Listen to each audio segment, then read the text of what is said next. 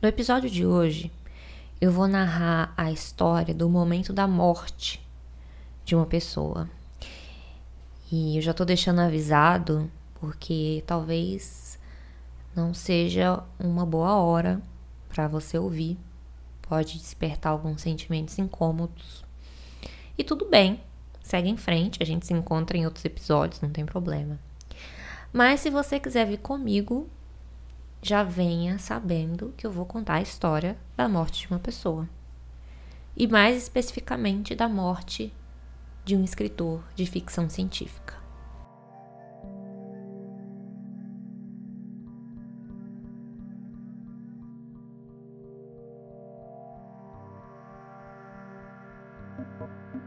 Aldous Huxley é um escritor mais conhecido pelo seu livro Admirável Mundo Novo, publicado em 1932, e ele foi um visionário de várias formas.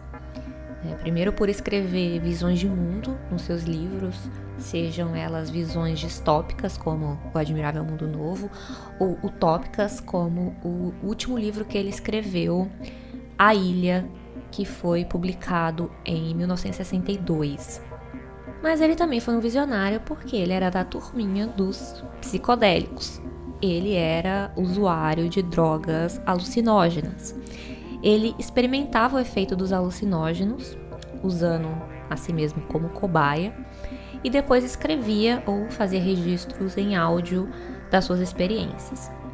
E parte dessas experiências ele descreveu no livro Portas da Percepção, em que ele conta os efeitos da mescalina, que é uma substância alucinógena extraída de um tipo de cacto, o peyote, que é muito comum ali naquela região da América Central, México, sul dos Estados Unidos, e é usado por povos nativos em cerimônias e rituais, pelos xamãs. Eu falei um pouco disso no episódio Trilhas do Deserto, de como os alucinógenos eram e são usados por povos indígenas e nativos como formas de acessar um outro mundo, de acessar visões, de abrir a percepção, e tem essa função religiosa, cerimonial.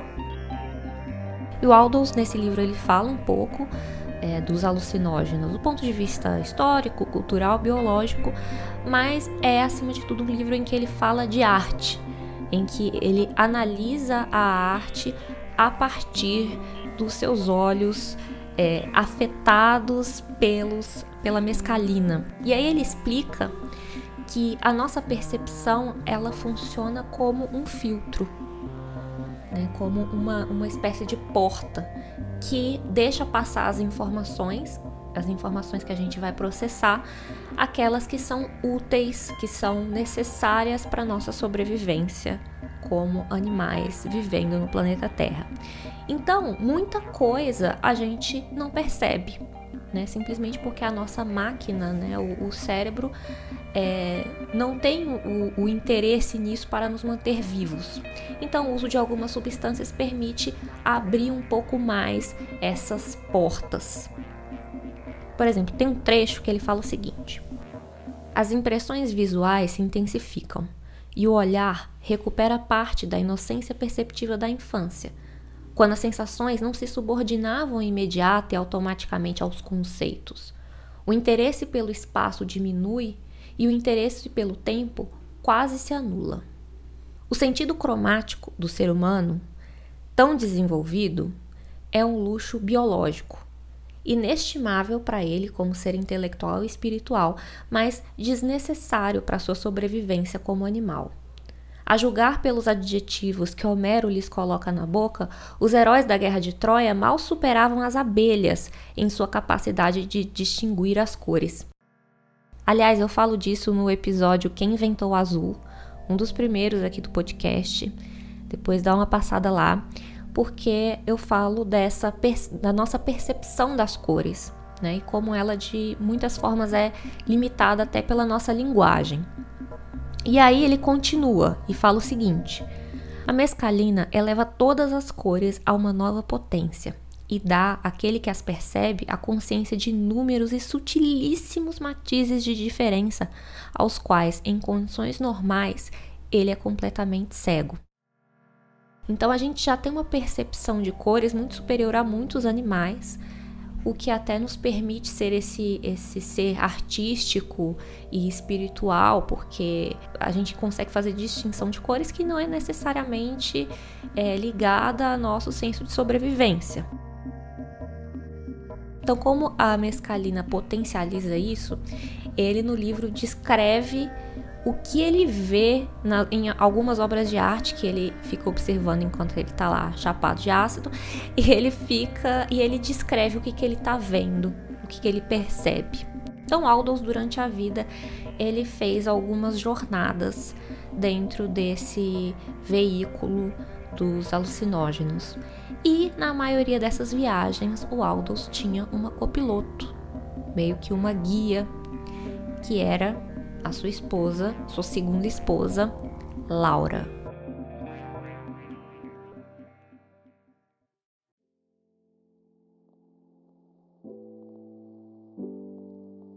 Laura Arquera era uma jovem italiana, um prodígio no violino, tocava muito bem desde cedo, que foi para os Estados Unidos para estudar música, desenvolver a sua habilidade, o seu talento. Depois de uns anos estudando nos Estados Unidos, a coisa muda um pouco de trajeto, porque ela larga o violino mais ou menos na época em que ela conhece e passa a se relacionar com Virginia Pfeiffer, que ela carinhosamente chamava de Jeannie. Aliás, Jeannie, a Virginia, não confundir com Virginia Woolf, ela era cunhada do Hemingway, o escritor, para você ver como toda essa galerinha aí da literatura se conhecia. E a Laura, junto com a Virginia, começou a produzir filmes, a entrar ali no círculo da galera de Hollywood. E aí é onde entra o Aldous Huxley. Ele é britânico, mas se mudou para os Estados Unidos com a esposa dele, Maria, para fazer dinheiro em Hollywood, escrevendo roteiros. Isso depois que ele lançou Admirável Mundo Novo. E aí a Laura, ela estava querendo fazer um documentário sobre um cavalo de corrida, com uma história muito conhecida na Itália, e um amigo dela falou para ela que, cara, o Huxley é o cara para escrever o roteiro. E ele ama a Itália, ele parla italiano, fala lá com ele. Eu acabei de me dar conta que essa história tem alguns elementos em comum com a história na série BoJack Horseman, que é mais ou menos a forma que o BoJack e a Diane se conhecem. Mas enfim, segue o jogo. E aí Laura foi lá falar com o Huxley. E quando ela conhece ele, isso em 1948, ela se encanta, porque chega aquele homão, um homão da porra, alto, com uma linda voz, uma voz macia, como se fosse uma bola de veludo. E isso eu tô usando palavras da própria Laura, descrevendo o Aldous Huxley, quando ela viu pela primeira vez. E assim, ficaram amigos. Também ficou amigo de Maria, andavam juntos, trabalhavam juntos. Só que a primeira esposa do Aldous, ela morre de câncer em 1955. E ele fica arrasado, ele fica perdido. E ele resolve fazer uso da mescalina, né? Entrar nessa viagem, talvez como forma de processar a dor, processar aquele luto. E a Laura tinha muito interesse nesse tipo de experiência, né? Envolvendo alucinógenos. E ela se ofereceu para guiar o Huxley nessa viagem. Essa foi a primeira vez que Laura esteve ao lado de Aldous numa de suas viagens de alucinógeno. E viriam outras, porque no ano seguinte os dois se casam numa capela no meio do deserto do Arizona. E eles vivem juntos muitos anos. Vão morar numa casa naquele bairro que fica exatamente embaixo daquela famosa placa daquele famoso letreiro com as letras de Hollywood. Eles moravam bem ali. Até que Aldous fica doente. Câncer na laringe. E quando ele escreve A Ilha, em 62, ele já estava doente. E ele morre em 63, no mesmo dia em que Kennedy é assassinado. E é no dia da sua morte que Aldous faz a sua última viagem de ácido, guiado por Laura. E ela descreve os momentos finais do Aldous numa carta que ela mandou para o irmão dele, para o Julian Huxley, e para a mulher, Juliette. Uma carta de 8 páginas, datilografada, que eu vou ler aqui alguns trechos, a minha versão da carta, na minha tradução freestyle, na minha interpretação. Mas a carta na íntegra, em inglês, vou colocar no link da descrição do episódio. Queridos Julian e Juliette, há tanto que eu gostaria de contar sobre as últimas semanas de vida do Aldous, sobretudo sobre o último dia.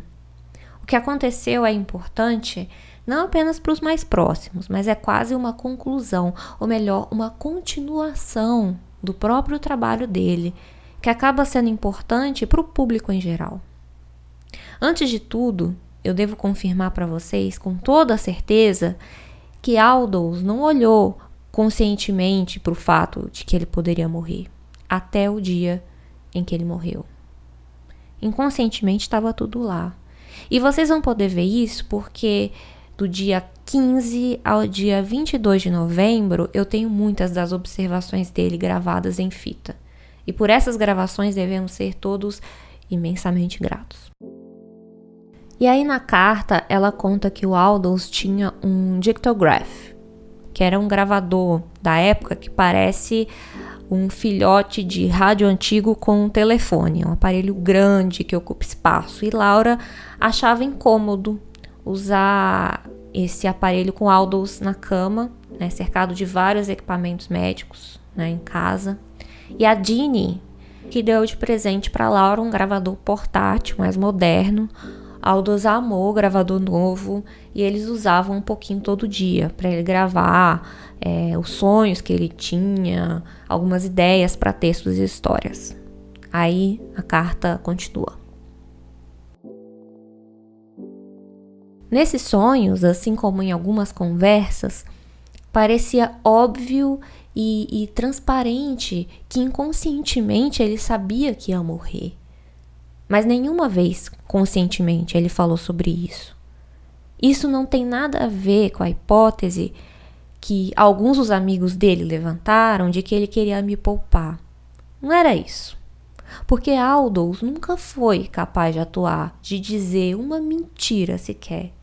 Ele era incapaz de mentir. E se ele quisesse me poupar, ele teria certamente falado com a Jeannie. Durante os últimos 2 meses, eu dei a ele uma oportunidade quase diária, uma abertura para que ele falasse sobre a morte. Mas claro que essa abertura era do tipo que podia ser tomada por 2 vias, em direção à vida ou em direção à morte. E ele sempre preferiu ir em direção à vida. Nós lemos todo o manual do Dr. Leary, baseado no livro tibetano dos mortos. Ele às vezes dizia, se eu sair dessa, para me falar de novas ideias para a escrita. E imaginava quando e se ele teria forças para trabalhar. A mente dele estava bem ativa. Parecia que a hidromorfona estava mexendo com partes dele que não costumavam ser tocadas. Bem, aí a Laura conta dessa consciência dele em relação à morte, porque ele estava incomodado de estar ali naquela casa, a Jeannie morava com eles também, dele estar impondo meio que a presença dele doente na casa com as crianças da Jeannie. Não, vamos alugar um apartamento por esse período, ou seja, ele achava que depois de 3 ou 4 semanas ele passaria por aquele tratamento e a vida voltaria ao normal.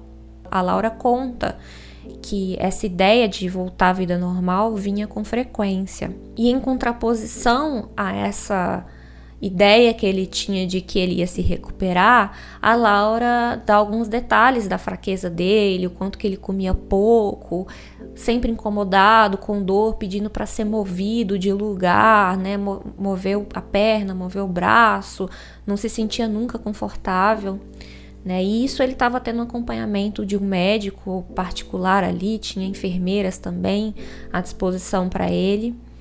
E a Laura conta o quanto que ela estava frustrada em ver o Aldous agitado, naquela situação dolorosa, mal conseguindo falar, não conseguindo expressar direito o que ele queria.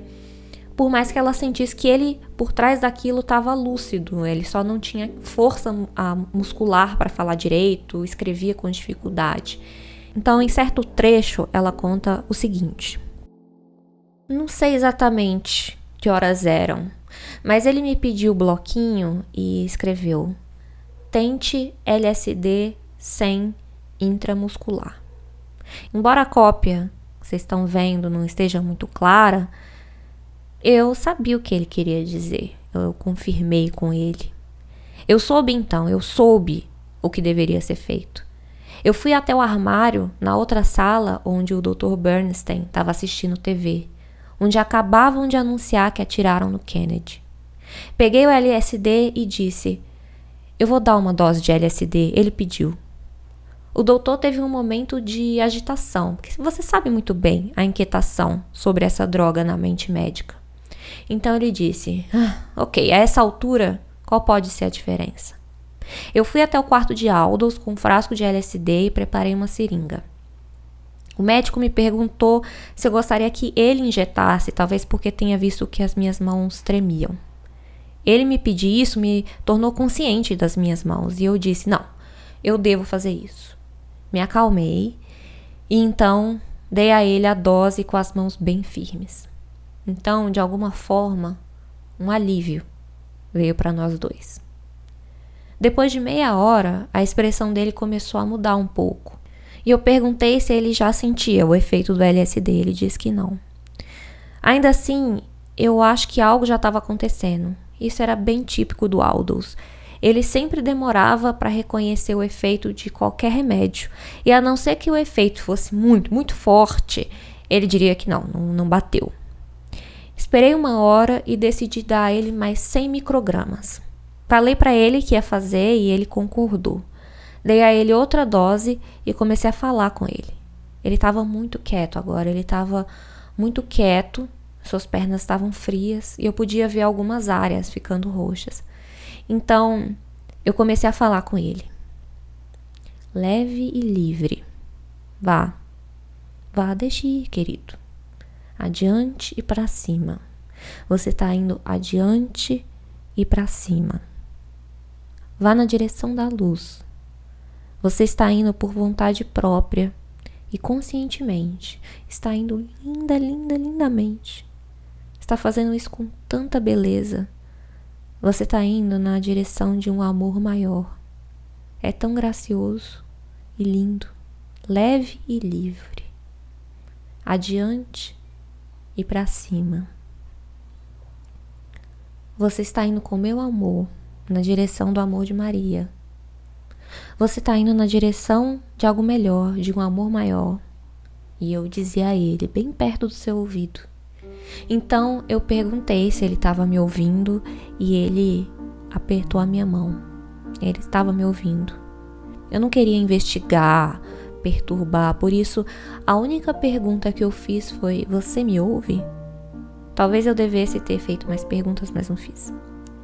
Eu fui avisada pela manhã que ele poderia ter convulsões perto do fim, ou algum tipo de contração pulmonar. Tentaram me preparar para as reações físicas horríveis que poderiam ocorrer. Nada disso aconteceu.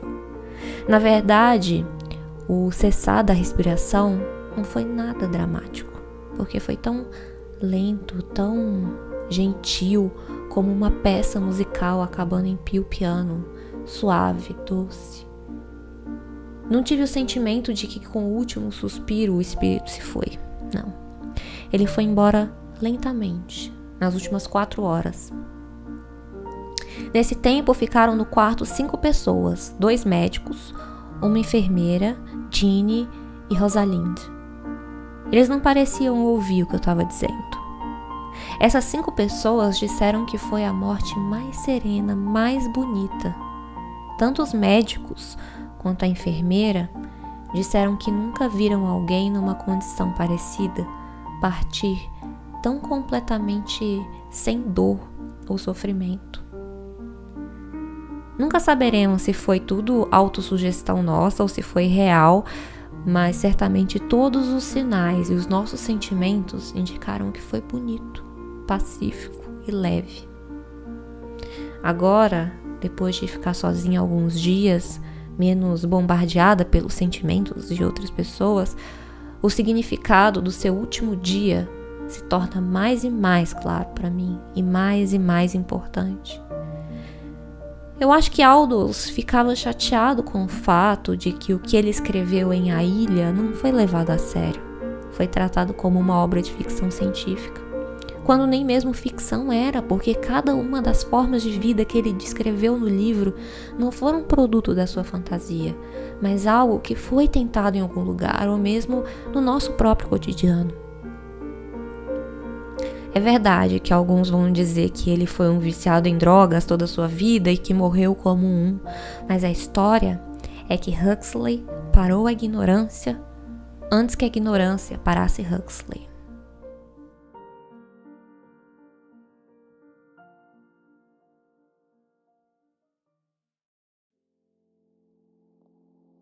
Eu podia dizer tanta coisa que eu pensei sabendo dessa história, lendo essa carta. Mas primeiro que a ideia desses episódios é serem curtos. E segundo, eu acho que eu quero deixar isso para você pensar um pouco nesses personagens, nessa história, nas palavras da Laura. Mas o que eu quero destacar aqui é como ela aponta que essa última viagem dele de LSD, essa última experiência dele, meio que faz parte da obra dele, da obra de vida que ele estava construindo. Mas de tudo que o escritor pôde escrever das suas experiências, justamente quem contou não foi ele, foi a Laura. Então a gente, na verdade, não tem acesso ao que foi a experiência do Aldous, como é morrer usando alucinógenos. O que a gente tem é um relato de segunda mão, de alguém que assistiu isso de fora, que não tem acesso ao que de fato ele estava percebendo e sentindo. Da mesma forma que no livro Portas da Percepção, ele deixa a gente ter algum acesso ao que ele estava sentindo e percebendo. Mas na carta da Laura é diferente, a gente sabe as palavras que ele estava ouvindo, a gente não sabe como ele as recebeu. A Laura estava de fora dele. Era a pessoa mais próxima dele, a pessoa que o conhecia muito bem, tanto que em vários trechos ela fala coisas com muita certeza. Certamente ele pensaria isso, certamente ele sentiria isso, mas ela não tem como saber. É o mais próximo que a gente consegue chegar. E ainda assim, ela só pôde relatar o que ela viu, que é só uma fração da realidade, do que de fato aconteceu. Uma fração distorcida, porque está mergulhada na perspectiva dela. Mas e se o Aldous pudesse voltar do além e narrar essa experiência? Que palavras ele usaria? Como que ele descreveria o que ele sentiu? Mais importante de tudo, qual é a sensação de morrer chapado? E aí eu fiquei pensando que essa carta, na verdade, não é o relato de como deixar a existência sob o efeito de LSD. A gente não viu isso. Essa carta, na verdade, é a experiência de alguém que está vendo alguém morrer, que foi a experiência da Laura, uma experiência brutal. Então, mesmo acompanhados de um copiloto, a gente está sozinho nesse momento. Tem um trecho do Portas da Percepção que o Aldous escreveu assim: vivemos juntos, atuamos uns sobre os outros e reagimos uns aos outros. Mas sempre e em todas as circunstâncias estamos sós. Porque a gente nasce sozinho, morre sozinho. O que a gente pode fazer e tem controle está no meio. É aproveitar a jornada e a companhia um dos outros. Eu sou a Aline Valek e você ouviu Bobagens Imperdíveis.